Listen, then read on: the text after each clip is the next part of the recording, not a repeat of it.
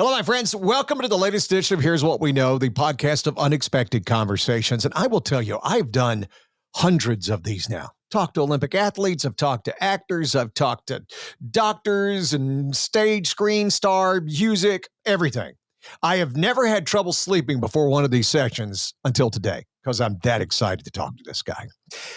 He is the author of 26 novels, including the 10 Orphan X novels, and he's a local boy done good. He is Gregg Hurwitz. Gregg, how are you? I'm doing great. I'm looking forward to talking to you. Did they tell you the story of how this all came about? No, tell me the story of how this all came about. So my son goes to school here in San Jose, which is where I'm at, and they send out a little quarterly magazine. And in the quarterly magazine, they had a thing of what alumni were doing. And on the back, there was a picture of Orphan X and Nemesis. Yeah? And I went, oh my God. Because there were 4 authors that I have wanted to have on this podcast. Number 1 was Gregg Hurwitz. I'm not even kidding. And so I know a buddy who works at Bellarmine College Prep. And I said, I had no idea Gregg Hurwitz went there. He goes, would you like to talk to him? What? And so he put me in touch with your publicist and it came from there. I'm not kidding you. I have been a fan of your work for the longest time. I've had Scott Brick on and it's just, but you were that guy. And I am just so thrilled to have you here. Well, thank you. I'm delighted to be here. A lot of good things come out of Bellarmine, man. I'll tell you that. Well, hopefully my son will be one of them. Yeah. He's a freshman? You know? Yeah. When we get down here today, I've got to go pick him up from practice. What practice? Well, basketball. He plays football. He's on the football team. He plays. Right. Yeah, he's a quarterback. All right. I love it. How about that? Did you play sports there? Yes, I was a pole vaulter. Shut up and get out. Yeah. That has got to be the scariest thing. Pole vaulting is not something that comes natural to the human form. No, you need a certain amount of like stubborn stupidity to be a pole vaulter. Well, and a helpful dose of I'm not afraid to die or suffer grievous injury. Or I am afraid to die or suffer grievous injury, so I must constantly test myself against that happening and put myself into likely circumstances so I can inoculate myself. No, we just a couple of weeks ago had the K-Bell track tournament that I had all day. All day. I love that. 6:30 in the morning till 4 in the afternoon. Amazing. So that's what we did. Okay. You were built to write. I did my research on you and because I'm such a fan and you're just built to write. I mean, you knew from early on, didn't you? Yep. The only thing I ever wanted to do is to write. And the fact that you've built everything around it, the fact that you studied Shakespearean tragedies and how you built that, the fact that you found Jungian analysis that helped you go into the Shakespearean tragedy and how Jordan Peterson helped you get all of this stuff all together. And then you found resources like Sigmund Freud. I mean, to go all into this, the way you created Orphan X. I mean, it's fascinating. Well, thank you. I mean, I went in and I really wanted to study something. I mean, I knew that college was going to be the one time in my life that I could just study anything I wanted. I started my first novel when I was 19 years old there, but I loved school. And basically, I followed the things that were of the utmost interest to me only, no matter how stupid or risky they seemed. And if you follow things that are of interest, it's like Socrates' Damon, right? You follow where the light is beckoning, no matter how inane it might seem. And it doesn't really make sense, but you walk this really weird path. And all of a sudden, if you look back, there's a pattern to it all. And that's a lot of what happened with me. I loved psychology. I loved literature. I was very drawn to Carl Jung. All Jung wrote about is story. Joseph Campbell's the Cliff Notes to Young, basically. Young's amazing, but he's hard to read. It's like reading him's like digging a hole with your face, So Campbell came along, Hero of a Thousand Faces. You can kind of access him more, but Young's incredible. And even Freud, frankly, those case studies, the Freudian case studies are like perfect short stories. I mean, so everything kind of stitched together in that regard. And then, I fell in love with Shakespeare completely. A lot of that was in high school. I mean, Bellarmine has an incredible English department.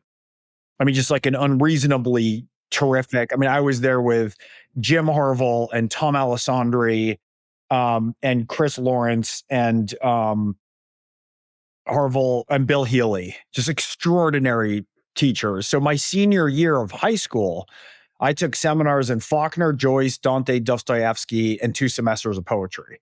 It was just extraordinary. And I just was drawn, like whatever fascinated me the most, I went to. I like crime stuff. I like thrillers. I like things that are a little bit dangerous and a little bit dark.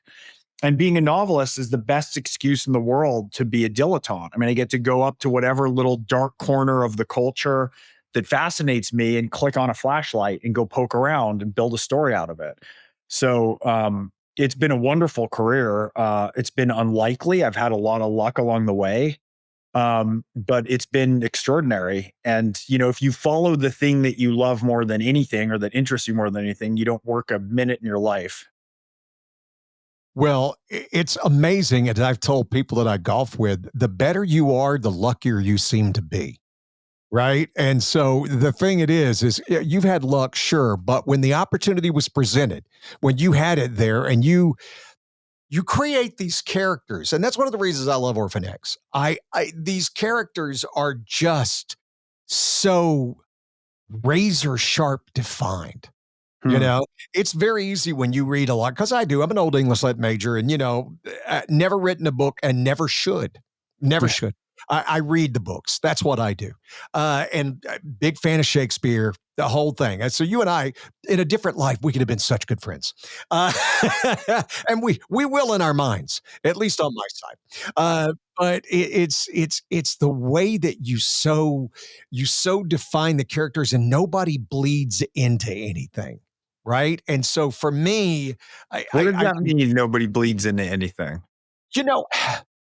For me, even like Arthur Conan Doyle, right? To me, I saw where Sherlock Holmes would bleed into Watson, and Watson would bleed into Sherlock Holmes, and you would get these, and so you would think they were these really sharp characters, but no. And I'm using dead authors because I don't want to impinge on anybody who's alive today. But that's what I'm saying is you could see all of this stuff, even with Faulkner, and I love Faulkner. In The Sound and the Fury, you have to just sit back and go, hold it, who's talking? Right? Because they kind of sound alike a little bit like that. They all sound rural Mississippi and all put upon it at that. So when I say that, it's like, but yours, Josephine Morales is razor sharp. Jack, there. I mean, these are all characters of Orphan X. You listen to this, I know you love Orphan X. Tommy Stojak, oh my God. And then Evan is the most amorphous of the characters. And to me, what's fun is with every book, you shape him more and more and more, which is what gets me into this 10th book that I'm just fascinated by it. Does that make sense? Yeah, well, it does. And I appreciate it. That's very kind. I mean, what the series is about, there's a line. I mean, so Evan, for those of listeners who might not know the series, Evan is taken out of a foster home at the age of 12, and he's trained to be a government assassin, to go where the U.S. government cannot go and kill people in violation of international law. And then he leaves the program. They kind of are pursuing him. He's off the radar, and he basically becomes a pro bono assassin. He has a phone number, 1-855-2-NOWHERE, that you can call, and he will answer. Any of you can call that number. And he helps people who are in desperate need with nowhere to turn. And the thing for me that set the whole series is when he was 12 years old and Jack first has him, he's training this kid to be a disposable weapon, basically. But he loves this kid. And he tells him early on when he's 12 years old, he says, the hard part isn't going to be making you a killer. The hard part's going to be keeping you human.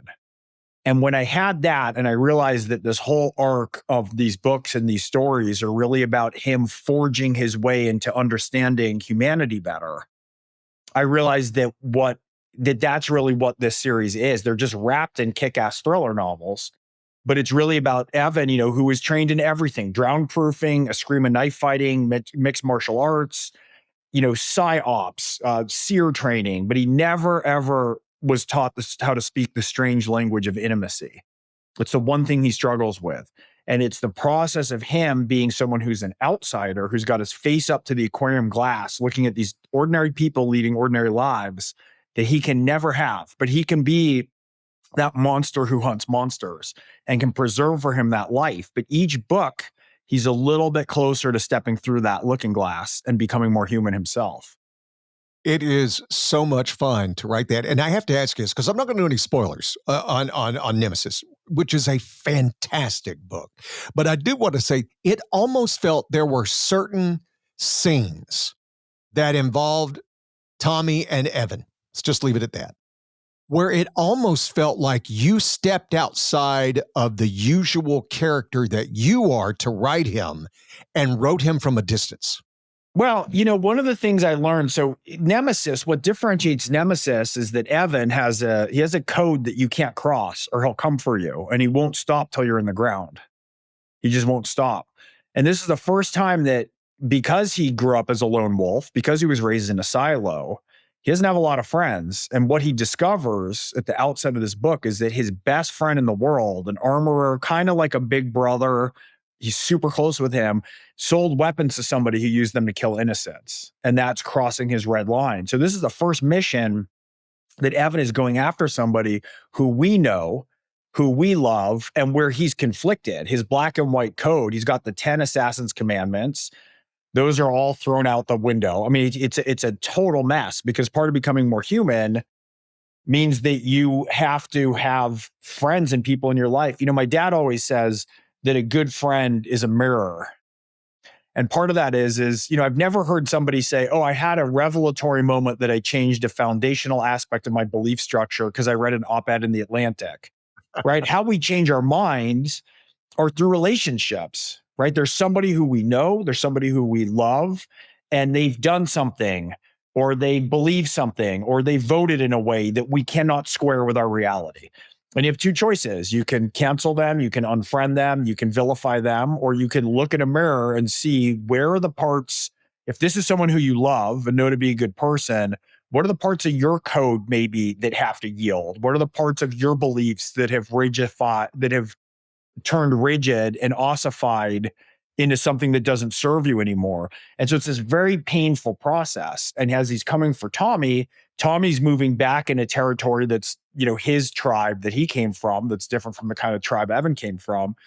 And the reader has access where they're almost at times rooting against Evan, because they're spending more time with the people who, if you just saw written on paper, you'd want Evan to kill him right away. But one of the things is it's really hard to hate from up close. And the reader's up close with Tommy, and it's up close with the Tommy that people are with. And so in a way, we're offset from Evan for one of the first times, as he's got some things he's got to learn too. It is brilliant. I love the audiobooks. I love Scott Brick, right? And I love listening to the audiobook. It just brings it alive for me. And just listening to it, and this is how I get myself to run. I only allow myself to run when I'm listening to the book, right? And I'm sitting here running, and it's the first time ever that I'm running and I'm clenched. I'm just so, oh my gosh, is this really going to happen? Is this going to happen? How's this going to work out? And there's characters. I love how there's characters in the books that on some aspect, everybody's evil. And some aspect, everybody's got that one shining moment. And even though you try to wrap your arms around that one shining moment, it's still, I can't go all the way there. And that's with everybody. That's with everybody. And I was like, wow, this is when you're the best surfer in the world and you've got the best wave. Right? That you're just, okay, what do I want to do with it? And that's where I sit back and watch you go with that. It's just the emotional things that you do. And as you said, this is going back and studying your reason for doing this and how you did it, starting with Jordan Peterson and the roads to life, which led to the 12 roads to life, which led to the 10 assassin codes, commandments.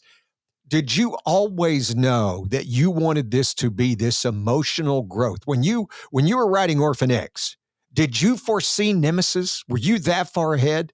And have you seen it even farther? I knew which way we were moving for sure. I mean, when I first pitched the series, one of the things I told my agent was, look, there's this encrypted phone number and people are going to call them. And one of these days, that phone's going to ring.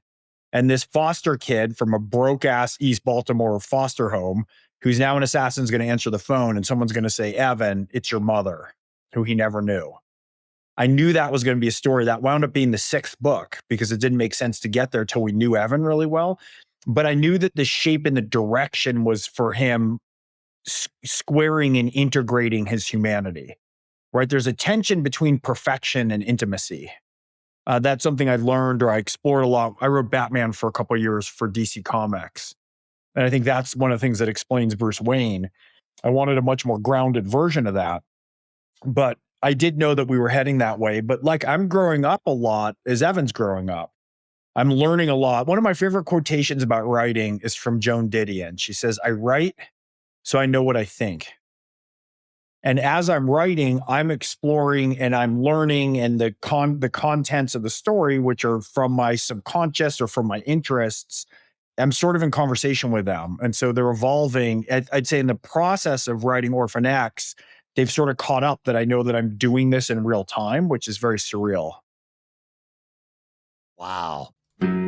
Sterling Oak Cabinetry has one goal: to build the cabinets of your dreams. They literally specialize in custom cabinetry. No cookie cutter, everything looks the same stuff that you find at the big box stores. Your kitchen is the centerpiece of your home, and your home is your biggest investment. They can work with you or your designer to build just what you want with the materials and finish that you want. And because they're a brand new company, they'll be getting busier and busier. But if you order right now, they'll get your order to you in 6 to 8 weeks. In the world of cabinetry, that's blindingly fast. Contact Rob Skovman at RSKOVMAND at yahoo.com or go to sterlingoakcabinetry.com and get your dreams made reality tomorrow.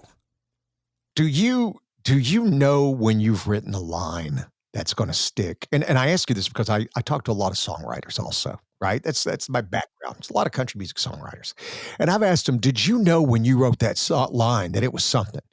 And it's surprising how many times they go, oh, no, I thought this other line was going to be the line, right? But when you wrote, he hugged her till her heart, he could feel her heart break, I was like, oh my gosh. Did you know when you wrote that? And Nemesis is littered with those lines. It's just the one that I remember when it hit. I'm like, because I knew I was talking to you, and I'm like, okay, Greg, I got to know the story. I got to know the story. I'd say that I'm as likely to not know which lines and moments will stick as I am to know which ones will. It's always surprising. And the scenes too. What's amazing is people love the HOA scenes. So Evan's this big archetypal hero, but then he gets dragged into these annoying HOA meetings. He lives under a cover identity in a high-rise luxury condo complex. And the scenes where he's like bleeding through his jacket and trying to cover it up, and he's pulled into an HOA meeting. They're always debating something totally stupid, like whether kombucha should be included in the morning beverage initiatives. And, the stakes are incredibly high and everyone's very, very intense. And he's getting death threats on his phone from like the cartel, and that interplay between the real world and the archetypal world. That tends to be some of people's favorite scenes, which I wouldn't have always thought. And the same thing's true with the lines. People will raise something that for me wasn't one of the biggest things. And then sometimes I do feel like I've hit something that I do know will be resonant. Did you know when you wrote that line? No. He hugged her till he felt her heart break. Mm-mm. I'm like, oh my gosh, how beautiful was that? And you had to see the whole scene, right? I'm just giving you guys the scene out of context. That line by itself is amazing, but in the whole scene, you go, well, there.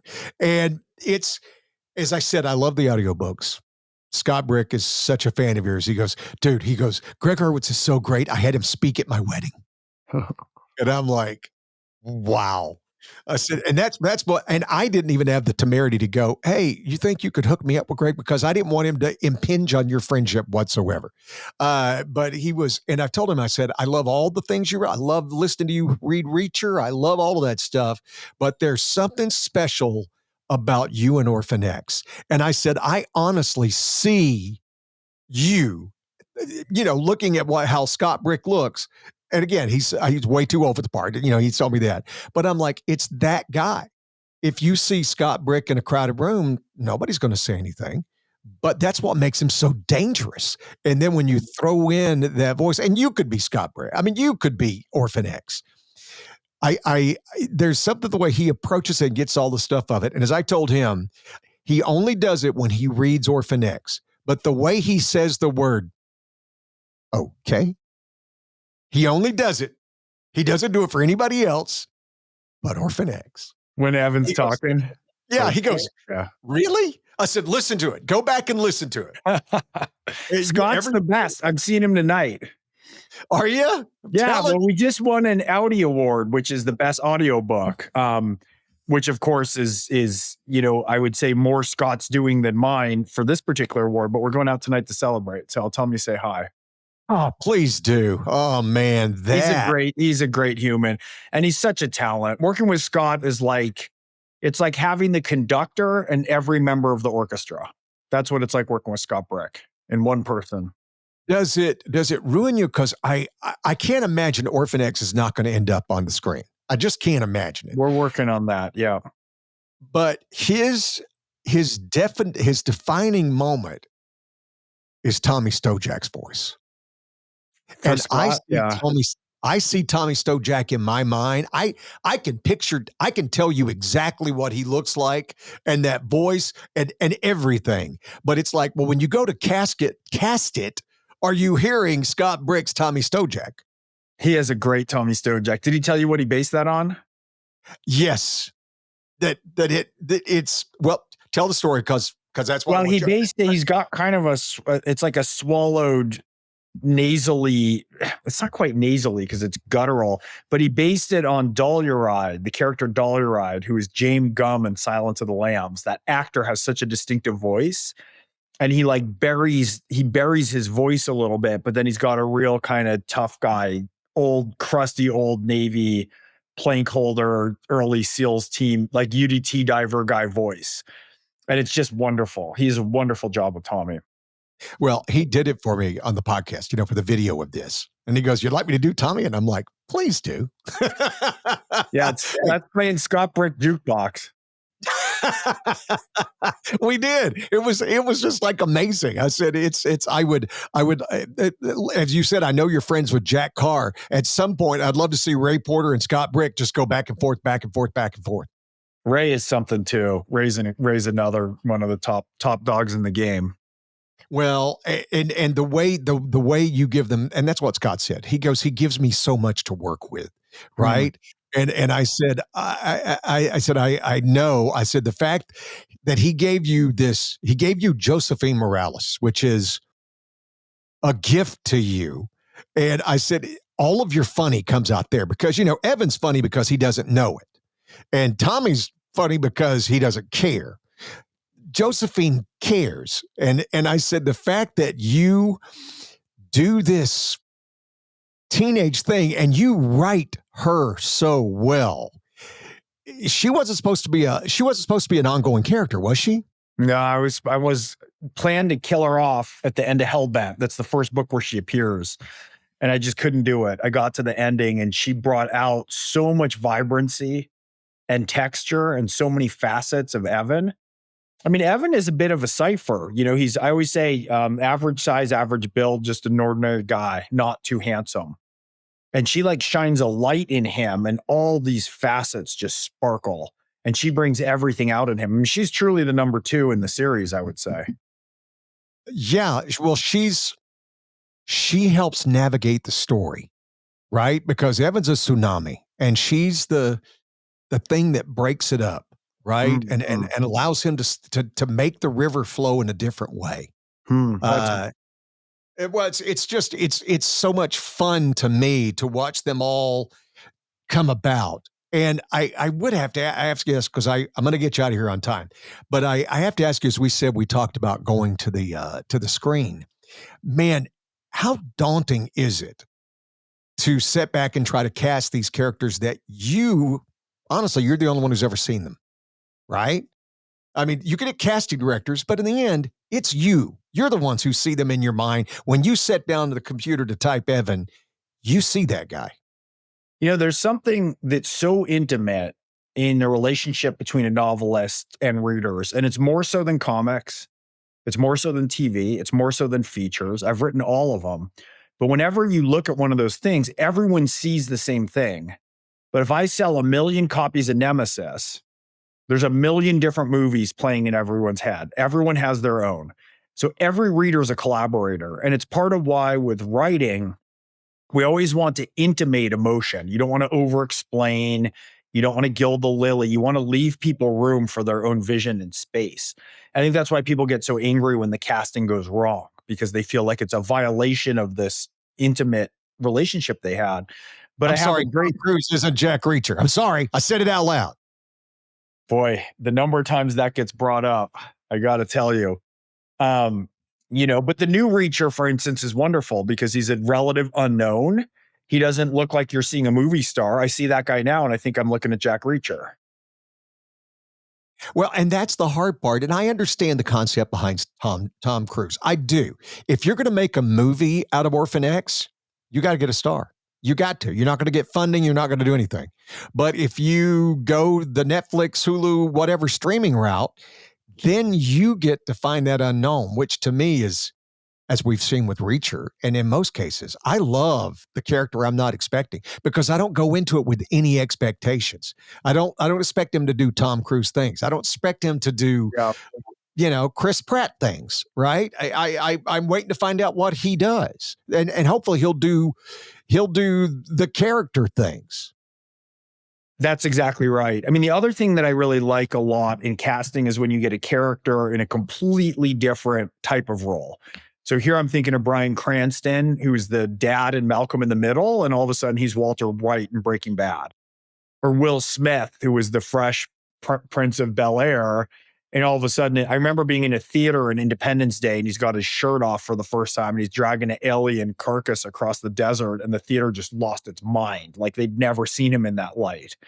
So there's something also that where somebody can enter and embody a role if it's quite diverse from what they're doing or what they've done before. Matt Damon did that in Bourne Identity.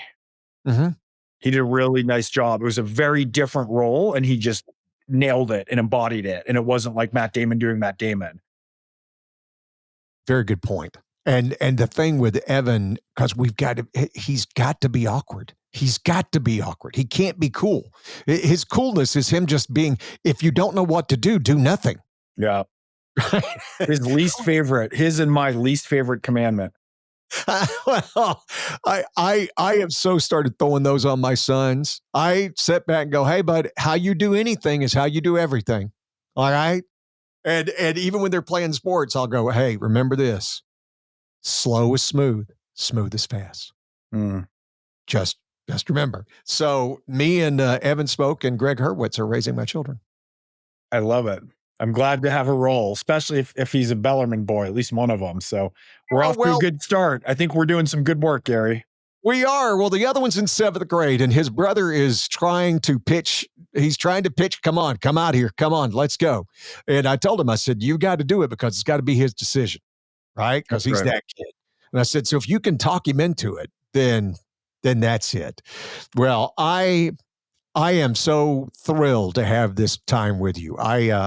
As you may have been able to guess, I'm a super fan. Well, and I'm really glad we could talk. I'm up north next week. I got book events in Campbell and Palo Alto and Sacramento. I plan on trying to make the Campbell event. It should be And, fun. These are like my hometown gigs, so but I'm really happy we got a chance to talk. I love the connection through my high school. The high school means a lot to me, and I'm glad your boy's there and doing well. dude, didn't you see? I geared up. I was ready I for love you. it. I I love was it. I ready. should have done the same. Go Bells. You had no idea. Go Bells. Gregg Hurwitz, go work on number 11, and please have a glass of Kaufman Vintage for me tonight with I Scott would be Brigg. happy to. I will. All right. Thank you, Gary.